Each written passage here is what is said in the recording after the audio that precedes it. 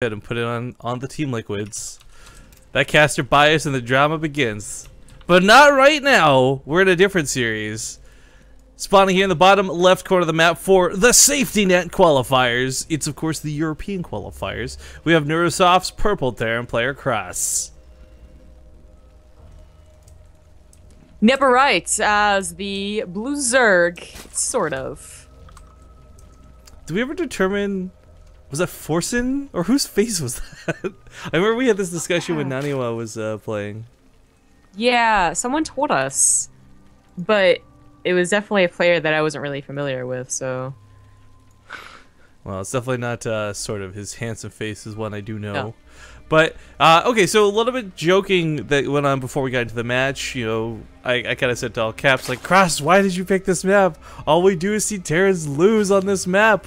I guess with the exception of that really weird Taiga game, Ghost Use or whatever. Outside of that, though, I mean, like, seriously, there has been a lot of Terran losses that we've not only seen, but I've got to see reports of through, like, other tournaments. And I don't know, man. This is a map I really don't expect Terran players to not veto. These back rocks are just too big of a deal. But at the same time, I guess the big benefit going to this series is while SortOf does play roaches really well, I don't know that we've seen him play a lot of really all-in styles where it's like, well, I'm just gonna all in through the back rocks with a couple of roaches and hope to win.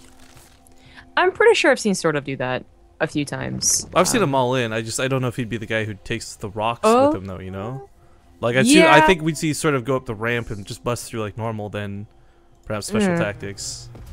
No, because it's really not that special of tactics, alright? It's not like picking up your tanks and abusing Yansu. Like, that was special tactics. You had to, like, design a build to actually make it work, because otherwise you weren't going to get a tank that fast and blah, blah, blah. But if you're going to roach Baneling all in anyways, you're going to look at that back rocks and be like, yeah, I should probably break those down. Because even the threat, even, like, 2 roaches, 6 lings attacking that back rocks, and I may have to take it seriously. They put a bunker down there, a couple of marines, and that takes away from the front. God, the more we talk about this, the more I just hate this map. Oh, yo, I did not notice that Krass did not wall off. That's weird. And he didn't wall off, and he didn't Reaper? Yeah, the rack's in a bit of a slightly off position. It just was a little nudge away. I think he just bared up. Well, I'm wondering if he's just... Oh, no, I was going to say the factory might just go fill that gap. Alright, so a bit awkward. Bit awkward. But this is kind of going, again, I think a little bit back towards who he's playing against. Like, SortOf's not really that cheesy of a player. Like, if he is gonna all in you, he'll all in you, sure. I'm not saying he won't, but I think it's comfortable to assume it's not gonna be like a 10 pool. But okay, that's true. It usually is not gonna be an early pool. The risk of a Reaper, the risk of a wall off is usually just not worth it. But the one base factory is weird. Okay, he does turn on a command center, but after the factory, like this isn't done anymore. Confuse me. I don't know. This is just a weird way for Krass to open it up. I got faith in this guy, though. He's done some cool things in the past. Bets did finally close, by the way, guys. We got 8,592 partoofs bet on SortOf, with 13,041 bet on Krass. So there you have it. Yo, it's definitely, like, you know, I was complaining about your mic earlier. It's definitely the stupid headset. And my mic doesn't even work. It wasn't even worth it. But, like, the marine sounds just sound like they're, like, in my ears. On your little spinny dial pad, do you have the bass accidentally turned up over there? I turned it down with your thing. I'll just turn it down more, I guess. Okay. Okay. Some people can't handle that bass, guys. It's all about that not bass. It's really annoying, okay? She's a one bass kind of girl. Get it? This is Terran. Alright, looks like he'll keep that. Has to be alive. As he starts moving on the map, let's not forget Expedition Lost has some very unique perks to it. One of them is the way these destructible rocks work. If either player is really worried about early pushes from the fastest way possible, you can always knock down those rock towers. With only 500 health, they do go down fairly quick. Then your watchtowers come into a little bit bigger of an effect. But the Xel'Nagas on this map really don't play that big of a role until you're worried about expanding to your 3rd or 4th. I really do wonder what the thinking was on these slightly earlier Hellions. Obviously to defend the SUV building the command center. Is center. He gonna have... he might have more Hellions with this push as a consequence, and, you know, that's cool. Because he's doing a Hellbound push. With Marauders too, Custer Shell completing up here very early. For those who don't know why you complement the units like this, yes, there's the fear that maybe there's a 2-base mutabuild or something, but the idea is that, again, typically going back to the fact that roaches and more roaches, very common theme to see on this map, very common way to deal with Hellions, much less Hellbats. So not only will the Marauders do a pretty good job of dealing with the Banelings on the front lines, should that be the case, they'll do an excellent job at killing the roaches if that was the other choice. Sadly, though, we all know Zerg players can't afford to get both this early, so it's going to be a pretty nice attack here for Krass. I don't know if it'll be game-endingly good, but it will be pretty good. Well, SortOf is going to scout this. He does have a feeling that's on the way, but at a normal timing, well, actually, a little bit less than normal time. I think it was like put down at like 7:10, but still, he has to buy just a few more seconds for it to finish, and then the Banelings actually morph.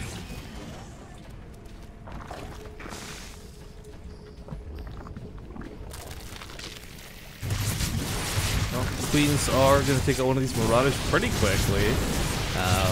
Banelings are just barely on the way. He even walls off with the Spinecrawler, sort of this mineral line. Really doesn't want anything slipping by. Kind of cool build defense out of SortOf. Yeah, I was about to say, just go, you know, it's obvious Krass does not want to push in there. He knew the Banelings were going to finish too.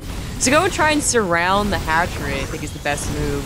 Because if you can get like any type of surround, the Banelings won't kill everything, but the Queens are already making their way over there, and that's the biggest problem with all of those Queens. I really like that he untransformed the Hellions, or Hellbats, pardon me, back to Hellions, so you can actually run away from this.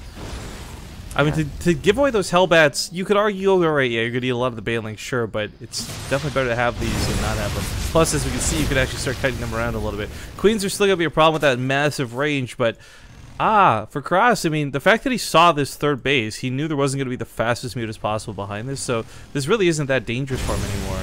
But this would have been like one of those days where if this was like a fast 2-base mute, he'd be quaking in his boots right now.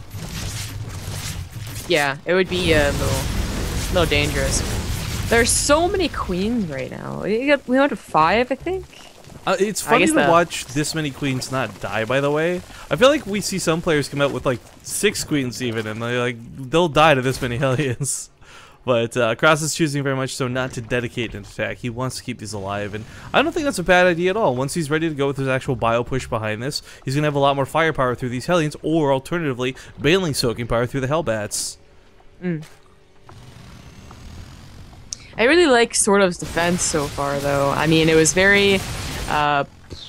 the units that I got are going to be useful. Queens were almost always useful. There was a Banshee follow-up, which he scouted that there wasn't, but there's always the possibility, you know? When you start prepping for a TDZ, like, Banshees, please no. Was he going for a second starport and canceled it? Or did he just move the factory up here? It might have been a second armory, and then he realized he already had one. Yeah, it's something expensive start. I just saw the tail end of like 100 gas get canceled and returned or whatever. Third Command Center is going to try and come over here. Unfortunately, the Marauders cannot shoot up. But he does take down these back rocks, and looks like this will be the choice for his third.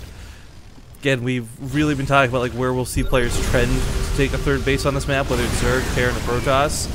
And interesting to see this one being the choice. Yeah, it's...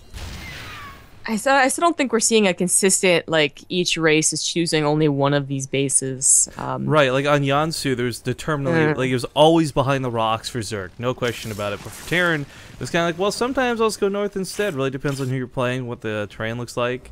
I do like these couple of Widow Mines, that's kind of cool to see. But, yeah, it's, as we can see, you know, SortOf decides to expand across the entire top half of the map. He's going to use the Watchtower hit to his advantage, whereas Krass can't really do that. And that's the biggest problem about this base here is that, yeah, it's protected. You don't have to worry about your natural so much. Just put some missile turrets and the wall off. But the brush is kind of a killer. If you can't get the Xel'Naga control or have a Marine out there, which you usually don't, Zerg usually is the one with map control, you can possibly not see a huge attack coming your way in that pre-split and all that. But a missile turret would definitely be worthwhile with the supply depots. Yeah. If you, like, right Why is the wall so awkward? What? Oh, no. Exhibition Loss is the stupidest wall, alright? Now, usually with a bunker, it's the stupidest wall. I don't know about the second bunker behind this, but... Yeah, like I know with the bunker it's horrible. In front of pools is also like that. Ooh, nice Overlord kills. We'll talk more about the wall in a moment. We do have an attack coming down here. The bunker is in a pretty cool spot. Going for a sort of wall, I guess. But yeah, this one over here is just the depot's completed without the necessity of a bunker, so I don't know what these extra 2 are covering. Just put your spot depots wherever you got them, I guess. I guess, yeah. There's a good chunk of bailings on the map, 28 in totals. Honestly, more than enough to take a fight defensively on creep. It's of course going off of creep. This becomes a little more problematic for sort of. His upgrades are looking okay. We do have Krass on his way to 2-2. It's kind of timing out like most normal TVZs nowadays do, but I guess the question is, can he put actual pressure on that 4th? Hellings are running up here to check, and thank God he didn't transfer drones just yet. This would have been a huge loss. Yeah, this 3rd base for Krass is really... It's really quite nice the more you look at it. Yes, the brush could still screw you over. Like, I can see the banelings on the side. I mean, the entire middle of the map is not really being scouted here, but he has a direct line of production to defense to offense. Yeah. And that's really nice. And, you know, sort of was... I don't know if Krass did this on purpose, but, you know, if sort of had taken the other base, would Krass have taken the other base? It kind of reminds me a little bit of merry-go-round with that dynamic. We sometimes see this, a couple of bases get taken, but hang on. We do have the Mutals still attacking the main while this is going on. He's looking for that big bailing fight if he can take it defensively, of course, but nice missile turret placement will drive off the Mutals back at home. Hatchery is going to get a little bit low. He can't completely ignore this. Oh god, no. Oh god, the Mutals, no. Oh no. Oh, did they just get shredded? Oh yes. On the front lines, the banelings are rolling through and starting to take out his main force, but Krass is a little bit more behind this. Could lose this. He's still got round 2 and a couple of Widowmines set up for retreat paths, but this is still not exactly a loss he wants to take. There's a lot dying here. Still a couple banelings rolling in. This time it's off a creep. Widowmines get some decent shots off. As you see, the Marines are spreading in. This is not too problematic to deal with. Sort of did lose a lot of Mutalisks, so there's not continued harass potential. If you take that same fight as a Terran player, but there's still 20 Mutalisks roaming around the map, you're still going to take damage back at home. But both players kind of wash it out, so to speak. Krass is a better army supply, but you know, sort of's out of banelings. Yeah. Did replenish the creep, though, so that's going to be nice. He absolutely needs it to defend this 4th base. Oh, it might just be targeted down, though. Oh, whoops. These shallow ramps to the 4th are really weird. I'm still not quite used to it, but this has been the trend on a lot of the new maps. He will chase this back. More banelings are on the way. And that brush is going to probably keep Krass from pushing him through the north side, but really nicely done to take down that 4th. Now it's time to move on to the 3rd, I guess. I still got to worry about cleaning up some of the creep. Thors are okay. He does do some nice little micro. Ooh, loses one of them, though. Whoops. The one with those with the health, too. Oh, well. But he'll still hold. He's actually continuing to expand northwards. Wow. So Krass may have been a little bit sarcastic about this map earlier, but he's definitely taking the full use of it. Again, kind of expanding towards your opponent in this fashion. It's not the worst thing we've ever seen. I don't know that this would work against a lot of other conventional Zerg players, but this is certainly working versus sort of. The SimCity is kind of cool. He's like building this diagonal wall of production for the other brush. He's pushing right through the heart of sort of bases. It's getting a little bit risky. Yeah, it does pick up some of the Marines to try and get them out of there alive.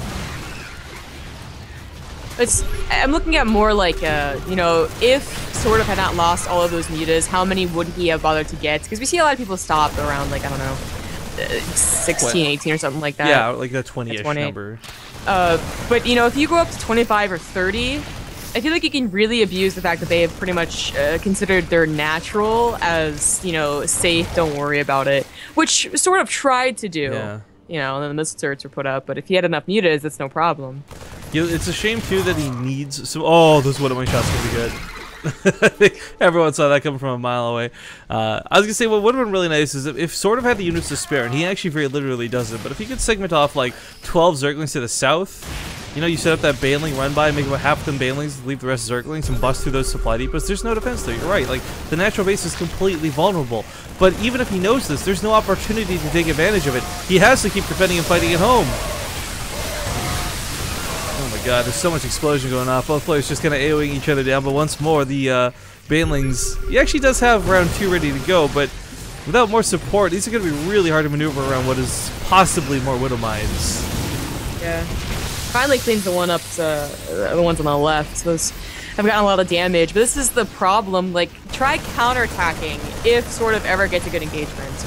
you're not gonna counterattack a no planetary fortress while the production is heading off to. Gonna lose this base most likely. I guess banelings are on the way. That position on the mineral line was just sexy. Yeah, could have focused on the banelings, but the mutas were here too. I'll probably lose some medevac, but still, if the mutas are up here, they're not over on the left side of the map between the Widow mines. So we did see sort of retake this base, which it's just so weird to see this base get taken again. But looks like you should be able to hold it. Yeah. SortOf is doing a really great job defending. I mean, after losing all of your Mutalisk and your 4th, that's usually a tap-out point for Zerg players. But, you know, some of the key things are that he is using those early queens that he had, you know, trying to constantly replenish the creep that he's lost.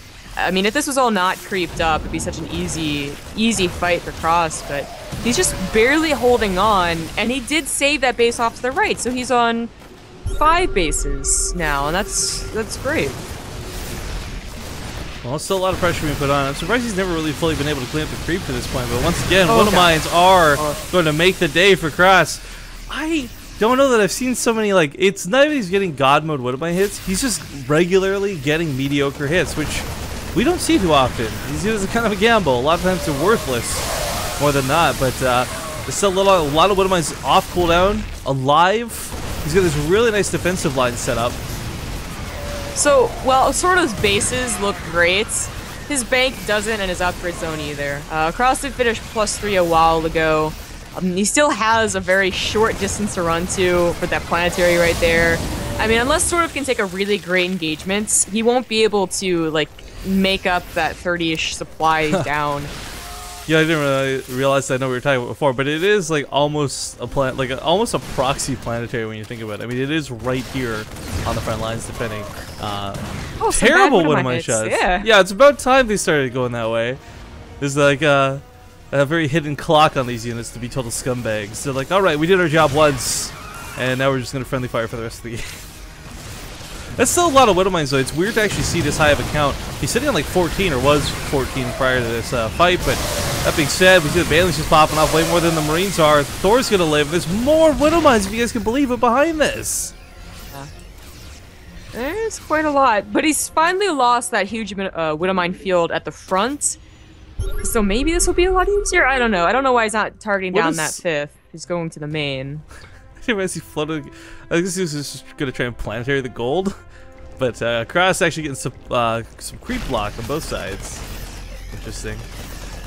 Weird to see SortOf also not tear down his own rocks, but again, a lot of what he's been doing has been focused on the front lines. I guess he did squeeze out Hive at some point. +3 is on the way for Carapace, but no adrenal gland is interesting to see. Okay, he did target down that 5th. I was gonna get the 4th too. Maybe. Baneling's right here, he just has to pick up. Yeah, probably better. But SortOf is still down pretty big in supply. We haven't had a really great engagement for him yet. Yeah. His muta count still only going to be at 16 with these last 4 popping out, so not really enough to do a lot of counterattacks. I mean, if SortOf could risk 20 lings to go down to this base and then maybe into the natural, it would be so great.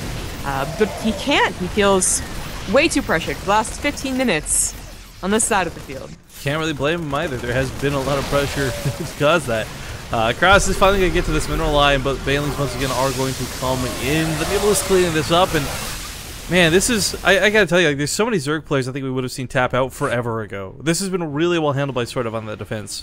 I don't know if he's ever going to get to a point where he can properly retaliate, but he's trying to reestablish his bases while this goes on. So he's not like he's slacking on much. Injax could, I guess, be a little bit better. He doesn't have a lot of larvae to work with, but kind of okay because he doesn't have a lot of money to work with either. Finally gets something in his favor. He also is able to just barely hold. Nope, no round 2. No round 2, and Krass is going to push up here. Well, I did take the command center down the middle of the map, but I don't think he's that big of a priority. Creep was starting to get cleared up, of course, but while his base falls, he does pull the drones out. And, I mean, this one is a surprisingly low amount of drones killed for the amount of harass that has been directly towards a 4th and a 5th base so far this game. So, I mean, SortOf's done a good job retreating and keeping his units alive as much as he can. Ooh. But he's left with what is pretty much just Mutalisk, and that supply gap, it's still like it's always been about 40 or 50. Like whether it's 200 versus 150, or as we see 170 versus 120, it's really just Krass cannot seem to get enough to win, but sort of also can't get enough to counterattack. He does for the first time this game have a counterattack moving out, though. Why? Huh. I guess he's gonna try and get into the production. Pathfinding, There's I think. so much production, though. Like, that's not enough lings. No. This could have been a situation where I think he like probably A-moved the natural, but because pathfinding knew there was a wall here, the stupid AI went around the long way. This happens all the time. It's almost like map hacks. I'm surprised he didn't go towards the bear 6th or whatever you want to call it that he saw in the bottom right. Oh well. Maybe he assumed it was gonna be a planetary. I thought he saw it was an orbital when it landed, but maybe he didn't actually see it, you know. So. Oh well. Failing chase around the middle of the map, but the video's gone now. Though you stayed up way too clumped, way too long for those Thors. Your game is called, and Krass will take game number 1.